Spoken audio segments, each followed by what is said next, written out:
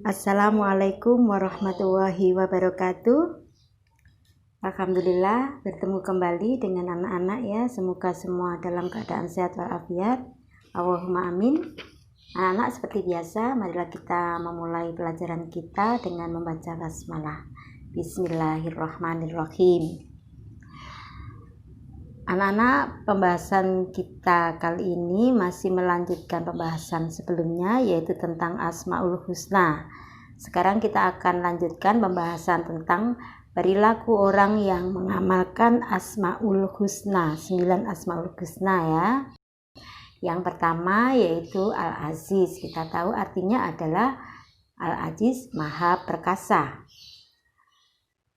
Allah itu Maha Perkasa, Allah yang menciptakan segalanya, Allah menciptakan alam semesta dan segala apa yang ada di dalamnya.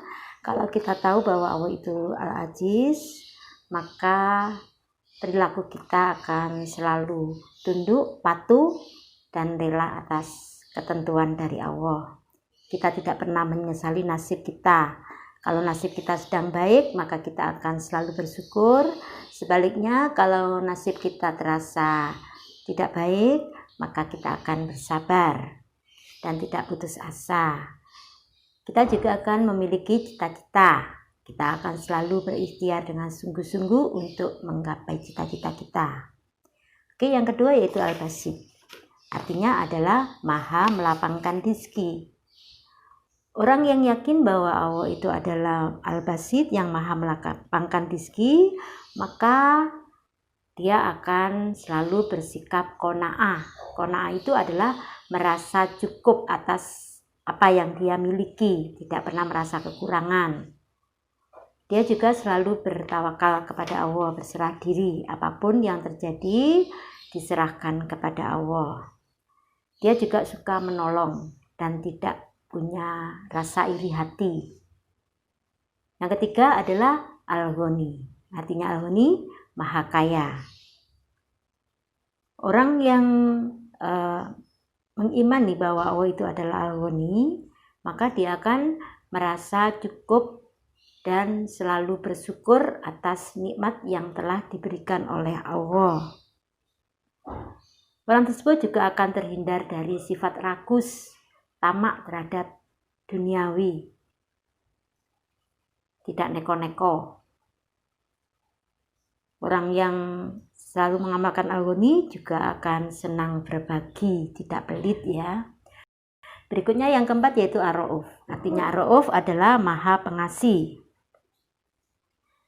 Kalau orang itu mengimani bahwa Allah itu adalah Ar-Ra'uf, maka dia akan perilakunya adalah suka saling kasih mengasihi terhadap sesama, apalagi terhadap orang tua, terhadap keluarga, tetangga, dan orang lain. Juga suka menjalin hubungan silaturahmi, saling kunjung mengunjungi, tidak memutus tali silaturahmi. Yang ketiga, dia tidak suka saling menyakiti, justru saling menghormati, menghargai. Oke, kita lanjutkan. Yang kelima adalah Al-Bar. Artinya Al-Bar adalah Maha Baik. Kalau kita tahu bahwa Allah itu adalah yang Maha Baik, maka dalam hidup ini kita akan selalu berbuat baik terhadap sesama, apalagi terhadap orang tua, terhadap saudara, tetangga, dan orang lain. Bukan hanya pada orang, pada makhluk lain pun kita juga akan selalu berbuat baik. Kita juga akan menjadi orang yang dermawan, suka memberi. Kita juga akan selalu menjalankan perintah Allah dan menjauhi larangannya, karena kita yakin apapun yang diperintah oleh Allah itu adalah sesuatu yang baik, dan apapun yang dilarang oleh Allah itu adalah sesuatu yang jelek, dan apabila kita langgar maka hanya akan berbuah kejelekan pada diri kita sendiri. Oke, sekarang kita lanjutkan yang keenam yaitu Al-Fatah. Artinya Al-Fatah adalah Maha Membuka atau Maha Memenangkan. Kalau kita tahu bahwa Allah itu adalah yang Maha Membuka, maka kita pun juga akan suka membuka pintu kebaikan dan menutup pintu kejahatan. Kalau ada sesuatu yang kira-kira baik, kita akan selalu welcome. Dan apabila ada sesuatu itu yang jelek atau jahat, maka kita akan dengan tegas untuk bisa menolaknya. Yang kedua, kita juga akan membuka pintu maaf bagi orang yang minta maaf, salah pada kita dan minta maaf, maka kita tidak segan-segan untuk memberikan maaf. Yang ketiga, kita juga apabila ada perkara atau masalah, maka kita bisa memutuskannya secara adil, tidak pilih kasih. Oke, yang ketujuh adalah al-adl. Al-adl artinya maha adil. Kalau kita tahu bahwa Allah itu maha adil, maka sikap kita adalah suka berlaku jujur dan selalu berkata yang benar, tidak suka bohong, tidak suka menipu. Kita juga bisa menerapkan apapun peraturan yang berlaku dengan sebaik-baiknya, karena hidup ini ada peraturan-peraturan, maka kita akan patuh terhadap peraturan tersebut dengan sebaik-baiknya. Kita tidak suka mengeluh, oke? Dan kita juga akan berusaha untuk bisa berbicara dengan adil dan penuh tanggung jawab. Oke, yang ke-8 adalah Al-Hayyu. Al-Hayyu artinya maha hidup. Kita tahu bahwa Allah itu maha hidup, selamanya nggak akan pernah mati. Sebaliknya, makhluk atau manusia itu pasti suatu saat akan mati. Kalau kita tahu bahwa suatu saat kita itu akan mati, maka kita akan memanfaatkan waktu ini sebaik-baiknya untuk beribadah kepada Allah dan selalu berusaha untuk bisa beramal yang sholih. Dan kita juga akan berusaha untuk menjaga akhlak kita.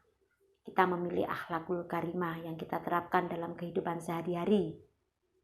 Kita juga akan menghidupkan hati kita dari pengaruh nafsu setan. Anak-anak tahu setan itu suka mengganggu manusia, setan itu suka mempengaruhi manusia untuk berbuat yang jelek-jelek, untuk yang berbuat yang jahat-jahat.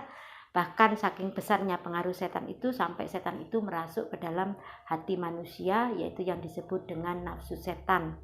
Maka kita akan menghidupkan hati kita agar terhindar dari pengaruh nafsu setan.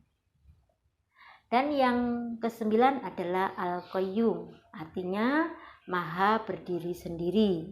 Anak-anak, kita tahu bahwa Allah itu adalah Al-Qayyum. Allah itu maha berdiri sendiri, tidak membutuhkan yang lain. Allah mampu untuk melakukan semuanya sendiri. Allah yang menciptakan alam semesta, Allah yang mengatur alam semesta, Allah yang mengendalikan alam semesta dan semua yang ada di dalamnya. Maka kalau kita mengimani bahwa Allah itu adalah Al-Qayyum, maka perilaku kita adalah bisa mengakui kebesaran Allah sebagai pengatur alam semesta, sehingga kita selalu berusaha untuk istiqomah dalam beribadah kepada Allah. Dan kita dalam hidup ini hanya mengharapkan pemberian dari Allah, mengharapkan ridho dari Allah. Kita tidak pernah berpaling sedikit pun kepada yang lain. Dalam mencukupi kebutuhan hidup, kita berikhtiar sambil mohon kepada Allah, bukan mohon kepada yang lain, kepada dukun dan lain sebagainya. Demikian tadi anak-anak pembahasan kita tentang perilaku orang yang mengamalkan 9 Asmaul Husna.